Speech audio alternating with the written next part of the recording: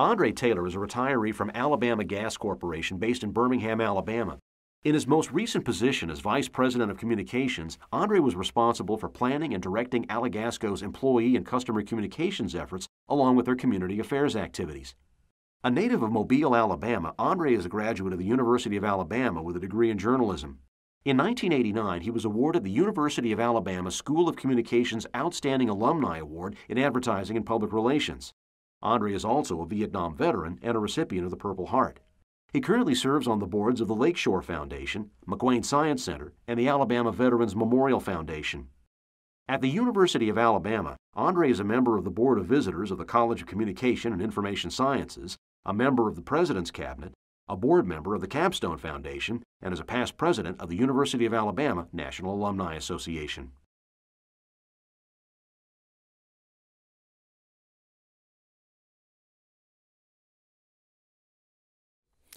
You know, I would say leadership in public relations to me means being the chief change agent within an organization. Since it's our function to manage an organization's reputation, we really should take a hard look at how that reputation is being perceived and adjust the perceptions of people the best way we can to make sure that the reputation is perceived in the manner that the organization wants. A lot of times organizations have processes, practices, and programs and ways of doing business that affect the reputation. And if you're not on top of how that perception is occurring, then you are not really presenting the best reputation possible. So I think a PR person should be on top of those perceptions and then coming back in the organization and advocating changes where necessary.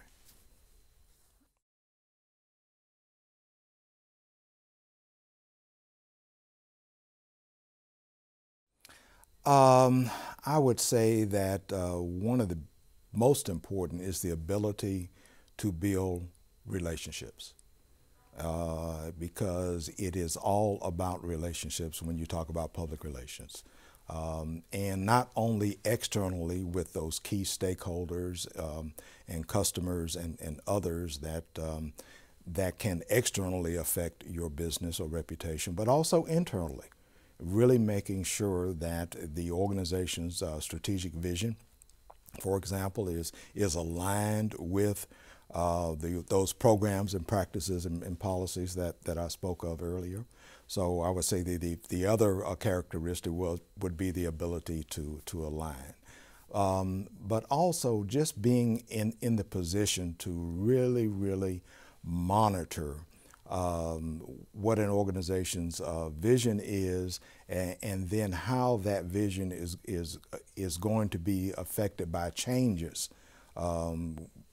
You know, we're right now in a situation in this country where the economy has led people to coin the term the new normal. Okay, so I think it's real important that PR people have the ability to understand what the new normal means, both externally and internally.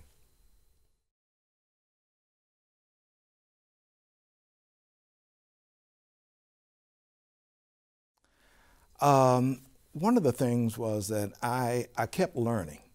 You know, it wasn't like I ever got to a point where I thought I knew it all. And another one would be that after a while, I was willing to get out of my comfort zone. You know, when you first get into the PR business, you tend to become a little myopic in what you think you should be doing. You know, and one of the mistakes I think a lot of people make is that they become specialists in one area. But if you really want to be a leader, then you really should get out there and get out of your comfort zone, take on different assignments. You know, look for other things to do within an organization to really round yourself out. You know, quite honestly, I got into, my degree is in journalism. So I got into public relations primarily by getting into an organization and taking on different roles and then from there got more over into the PR side of the business.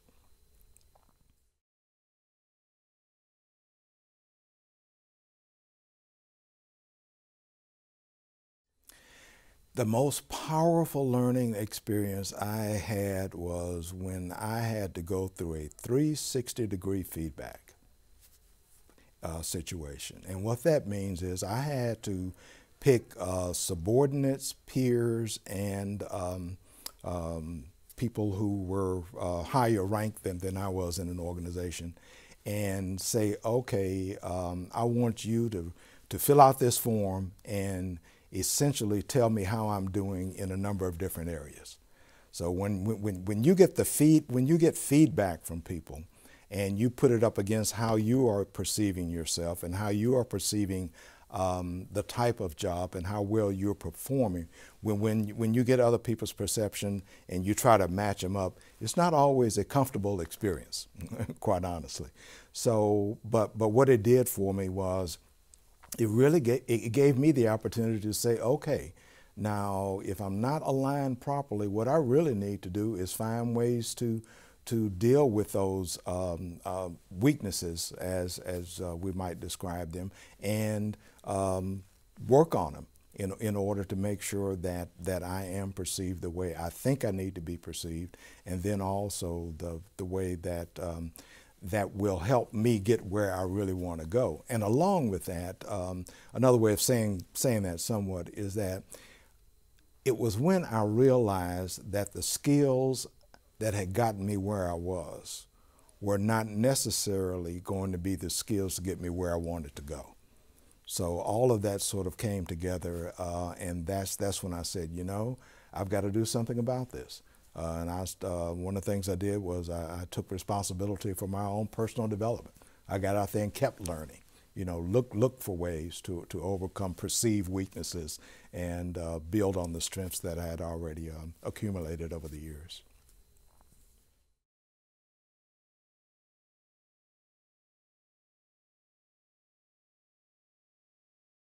Well, the one historical figure that immediately comes to mind is Betsy Plank.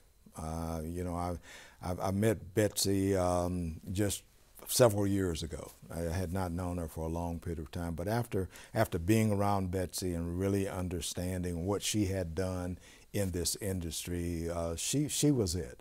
And you know, the reason we're doing this interview is because of Betsy and her perception that as PR people, we really should see ourselves as leaders and accept that as a responsibility and do whatever it takes to become leaders, not just PR leaders, but leaders within the organizations that we work in.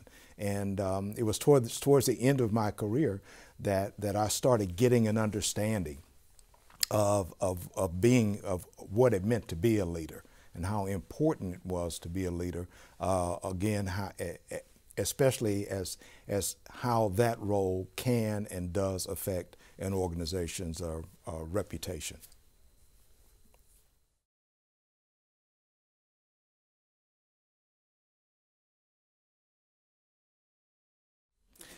No, I really don't. I think that the basic skills and values of any leader are going to be the same. Now, how they are used are going to be different depending upon the organization. But when you get right down to it, I think the same skills and values of a leader are pretty much going to be the same.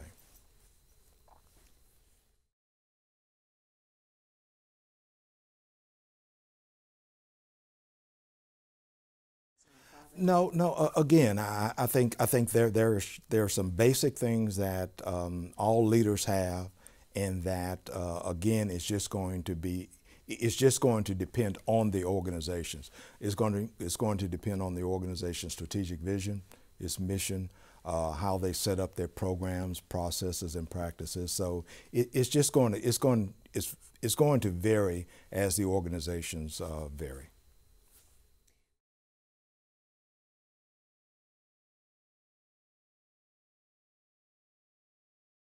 One of the things that I see is sort of a common thread among leaders is they have a diversity of experience. It's something about having done a number of different things that gives you a sense of of what it takes to really be able to deal with any type of obstacle.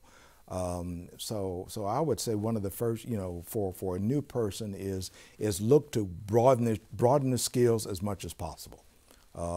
If you're working in an organization and you are going to be put in a box to do, say, just put out the company newspaper, well, volunteer for one where you might have to do something else, but because I really came to understand the value in having a set of diverse experiences and how valuable those really can be in the long run.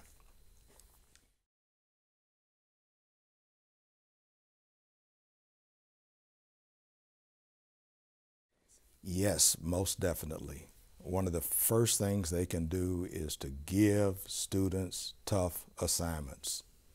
Make sure that they are challenged so that they really begin to learn perhaps what their strengths and weaknesses are. So it is very important to give them tough assignments. Number two, give them team assignments, because they are going to have to work in teams wherever they go. So they really need that ability to be able to work well with others, which is sort of a common term. So make sure that they do have opportunities to work in a team. And then I think instructors need to give kids honest, hard feedback. Tell them what their strengths are. Tell them what their weaknesses are. Give them an opportunity to work on their weaknesses so that once they do leave here, they are prepared to walk in the door and take off.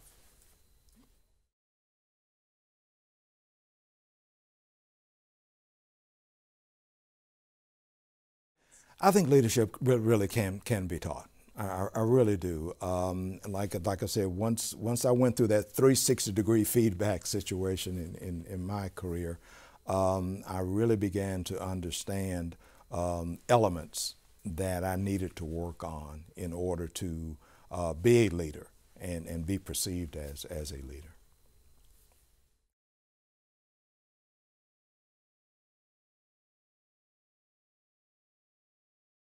It's as simple as keep talking about it.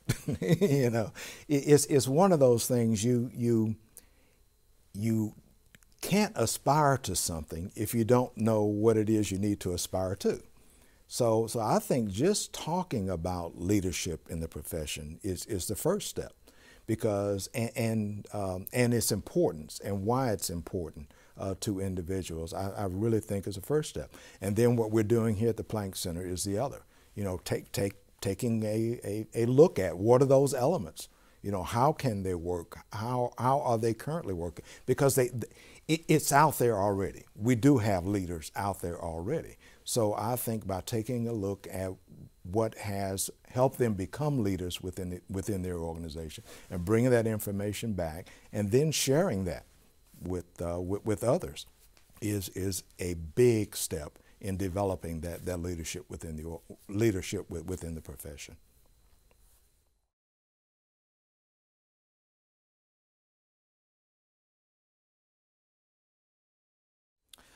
The company that I work for had sort of a old-fashioned way of doing business. And I saw a leader come into that organization and affect a cultural change that was just unbelievable. And it still, that culture change still has effects today throughout the organization, even though that leader is gone. So, in fact, it came down to getting people to understand that this organization has a vision. This organization has a set of values. Now, what we're going to do is we're going to make sure that those values and visions come together. And that's how we are going to be perceived, both internally and externally. But it was just the way he came in, the type of leader that he was. He was open. He wanted feedback from employees as well as customers. He set hard goals and objectives for the organization, but at the same time, people were given feedback on how well we were doing towards achieving that vision as well. So it was quite an experience to see a real leader come in and affect an organization in that type of way.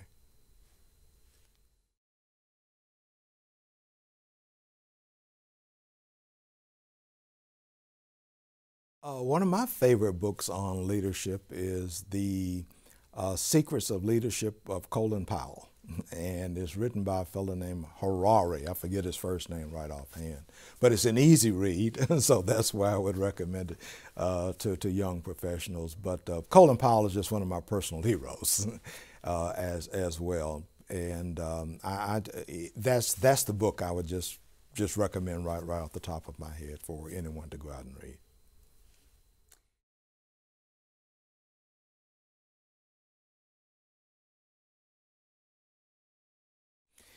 It is still the perception of what we do and what we're supposed to be doing. I think it's still the primary crucial issue affecting our profession right now.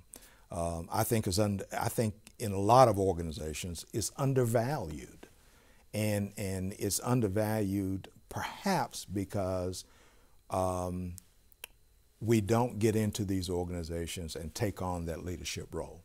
That we tend to be reactionary according to how people perceive us. You know, one of the first things in the Colin Powell book is, one of his first secrets is, he says, it's okay to piss people off. You know, and I think PR people need to have that courage to tell folks, you know, here's how it really is.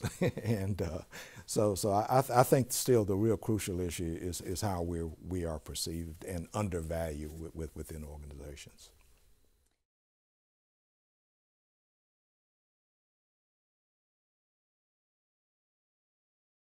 Yes, I do. I think that over that period of time, we have shown our value and worth in a lot of different ways. So I think you know, if you compare it, we have grown in terms of our value and worth and how we're perceived. But I think in most organizations, though, we still have a very, very long way to go.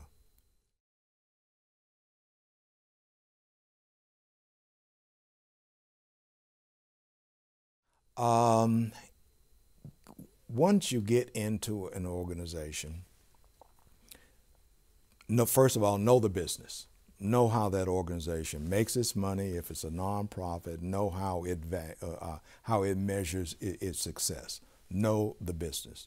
The second thing is to know that organization's vision, and again, as I mentioned earlier, know its values, and really get to make sure that the values and vision actually do match up. Because in our profession, that's our job, as I said, to really be able to communicate that. And one other thing, and it's sort of you don't get to it right away, but it's important to keep this in your mind, and that is, while you are managing an organization's reputation, you're also managing yours, and you really need to understand that from day one.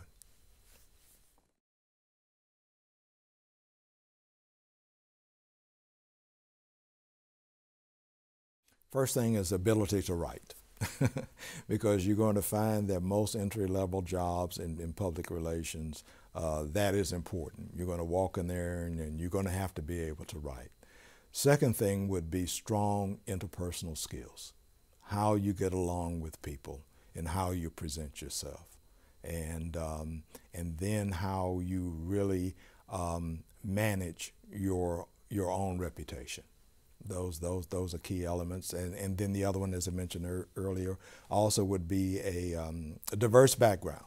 You know, if you're coming straight out of school, you know, I want you to be able to tell me, well, I worked on this campaign, and on this campaign I managed the copywriting, and on this campaign I managed the media relations, and on this campaign I managed this. But just a broad base experience to show a broad level of skills.